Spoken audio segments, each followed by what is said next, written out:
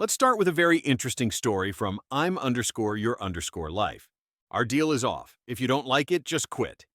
I used to work to a company that had a weird work culture. Everyone, including CEO, directors, and the owner, worked way too much, and some would proudly say that they could only sleep after drinking because they have so much work they can't tune off. I was working 12 hours a day, plus commute, all without overtime, while being paid less than market average for 8 hours. I was dumb. I loved what I did. The company has a big name in my country, so it helped build my curriculum, and I had the chance of tackling very interesting projects. So I saw it as a stepping stone to better jobs.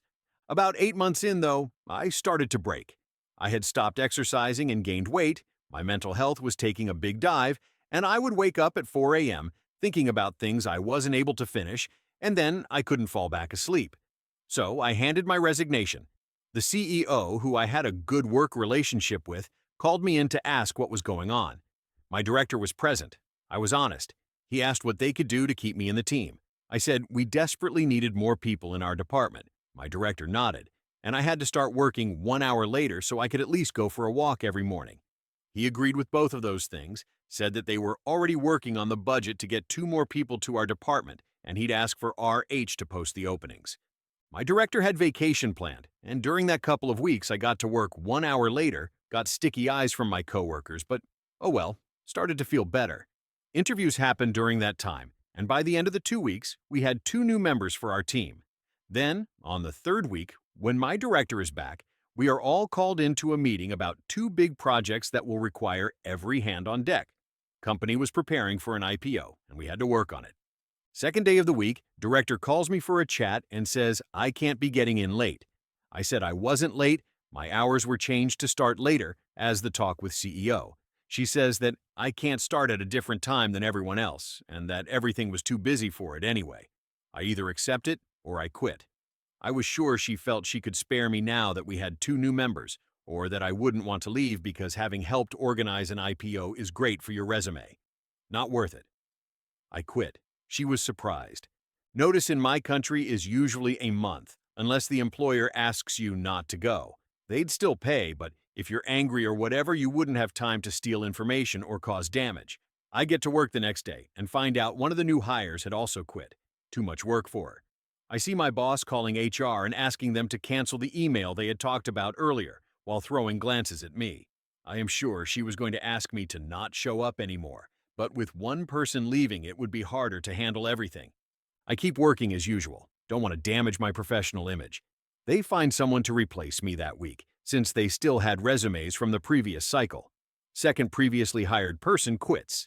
Replacement quit, then second replacement showed up, and I wasn't allowed to train him in case the first one quit because of something bad I said, but he broke a record and gave up after the very first day, all before the end of my third week of notice. That week, I had gone through a great interview for another company. Yay, lunch hour. And I believe they called my company for reference. HR must have told my director, since she suddenly started acting friendly to me and would stop my coworkers whenever they made snarky remarks about me leaving.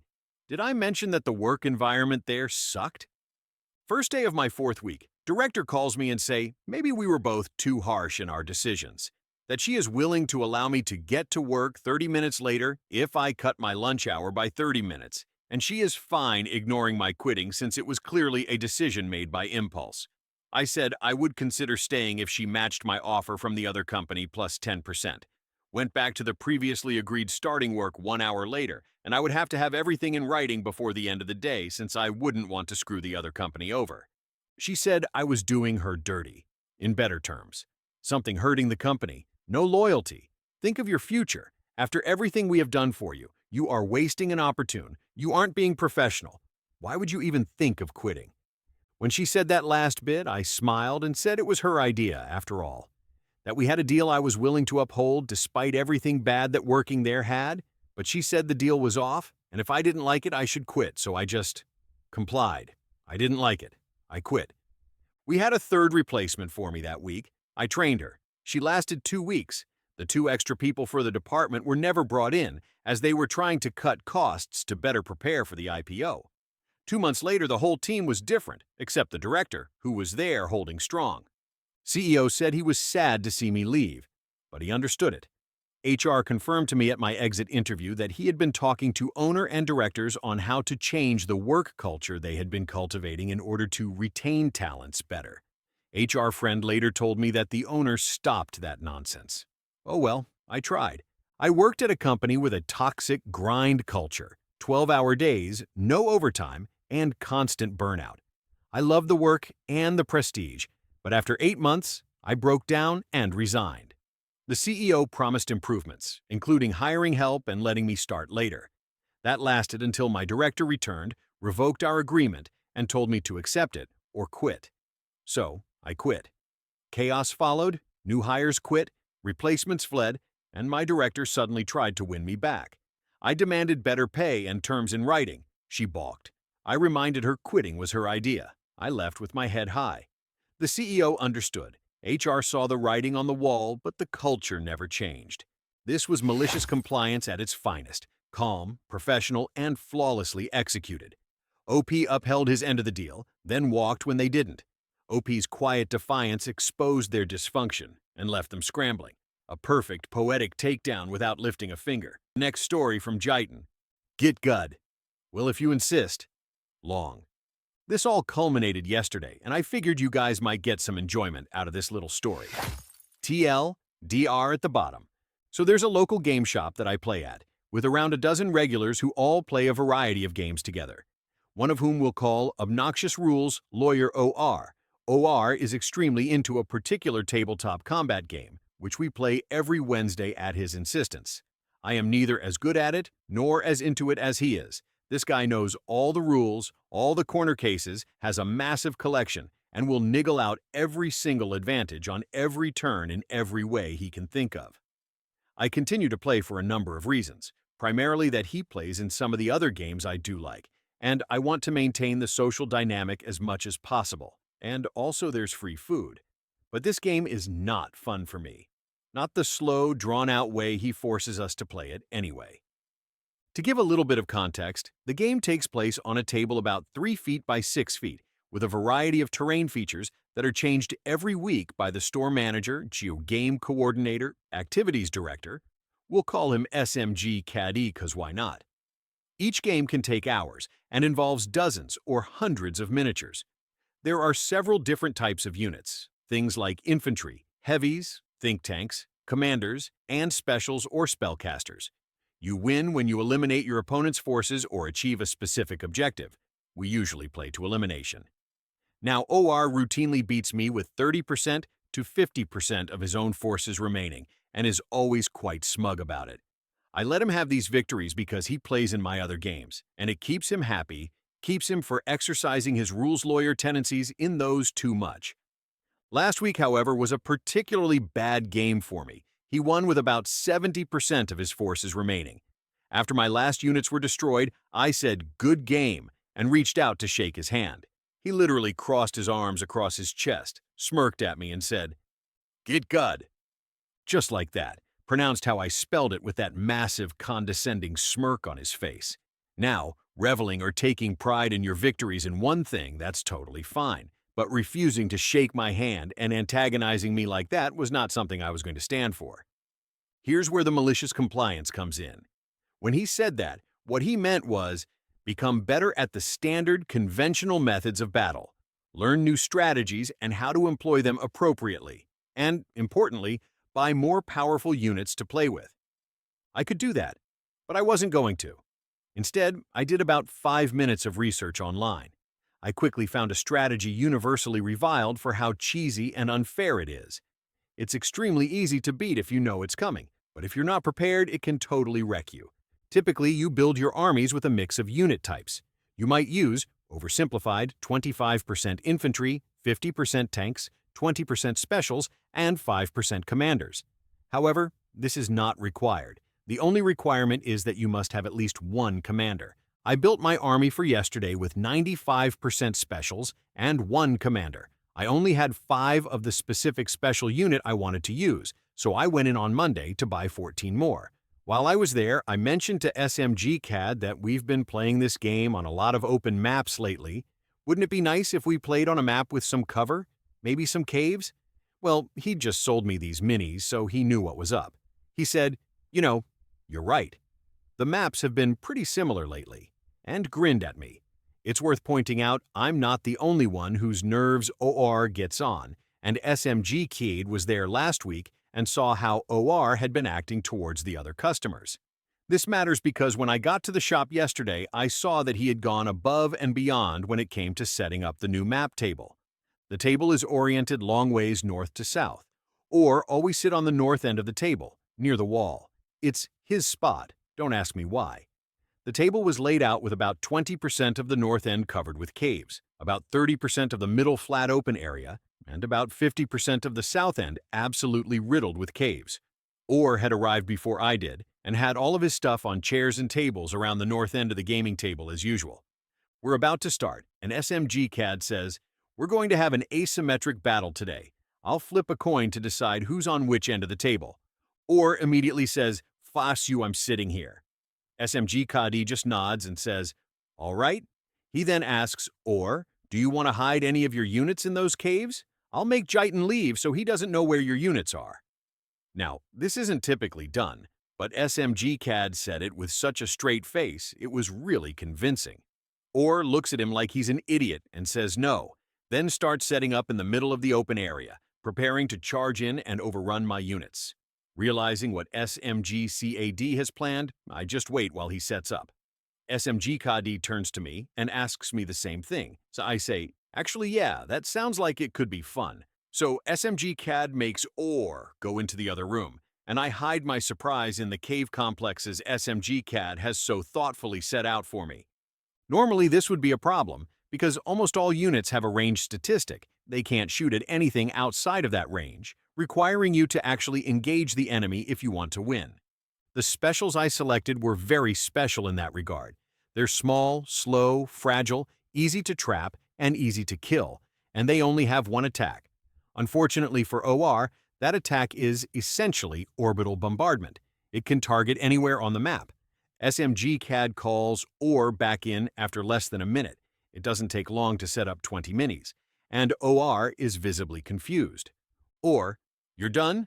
Where are all your units?" Me, "In the caves." Or, "So what? You're just not gonna attack." Me, "I'll attack, don't worry." SMG CAD, or, "Since you won last week, Jaitan goes first." Or, sarcastically rolling his eyes, "I know."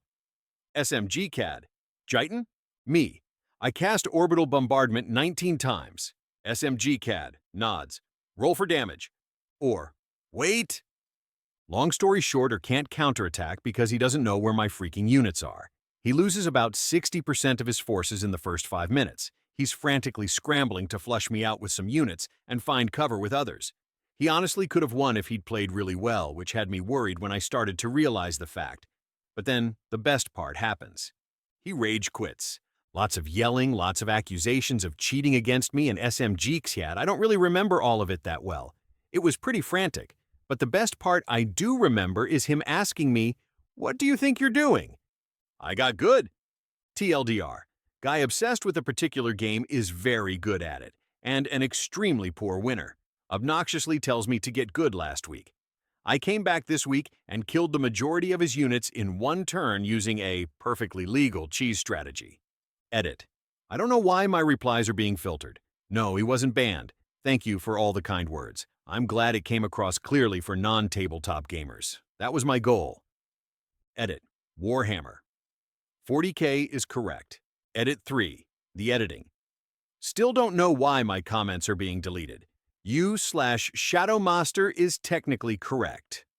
I made the editorial decision for the sake of narrative clarity to omit mechanical jargon, as I felt it detracted from the story. If you say, "roll for damage," or "orbital bombardment," people know what you mean. My goal was to share and entertain with this account of the event, and it looks like a lot of you liked it. Every week, I'd get stomped by an arrogant rules lawyer at our local game store's Warhammer 40K night. He was smug, nitpicky, and after a particularly bad loss, refused to shake my hand and told me to get good. So I did, maliciously. I researched a cheesy legal strategy using nearly all long-range specials and asked the store manager to set up a cave-heavy map. or insisted on his usual spot, unaware it gave me perfect cover. On my first turn, I nuked 60% of his army from hiding. He panicked, flailed, and rage quit, screaming about cheating.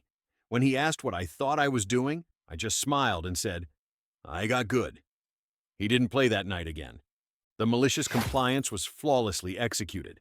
OP weaponized OR's own arrogance, used the rules he worshipped, and crushed him with pure legality. OP's Git Gud comeback was poetic justice, calculated, clean, and satisfying.